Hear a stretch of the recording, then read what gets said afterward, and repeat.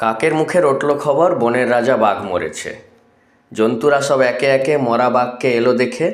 কেউ বলল আহা উহু, কেউ বলল বাঁচা গেছে।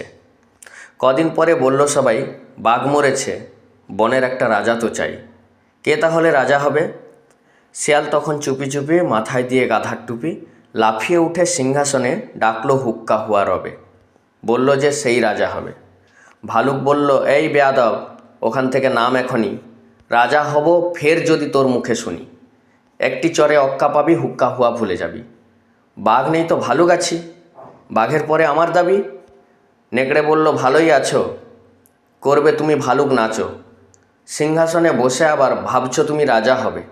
হুম, আমি হলাম বাঘের পিসে, আমার দাবি কমটা কিসে, আমায় রাজা করতে হবে।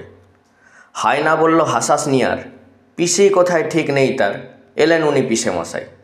আমরা কোথায় যাই রে তবে, আমায় রাজা করতে হবে।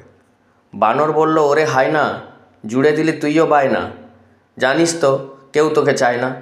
ভাগাড় দিয়ে ল্যাংচে চলিস, রাজা হবি তুইও বলিস। হুম, আমি বানর অর্ধেক নর, বনবাসী বুদ্ধিজীবী, আমায় রাজা করতে হবে, সব্বাইকে বলে দিবি। শুয়োর বলল, বাঁদরামি রাখ, গাছে আছিস গাছেতেই থাক, পেটটা যখন দেব চিরে সব বুদ্ধি বেরিয়ে যাবে। আমায় বেশি ঘাঁটাস নি রে, আমি যখন গোঁ ধরেছি, আমায় রাজা করতে হবে। সবাই চেঁচায়, গো ঘ্যাঁত ঘ্যাঁত, গো ঘ্যাঁক ঘ্যাঁত, বন তোলপাড় হট্টগোলে। বাদুর তখন দিল বলে, ঘুরে ঘুরে দেখছি সবই, সবাই ভাবছিস রাজা হবি।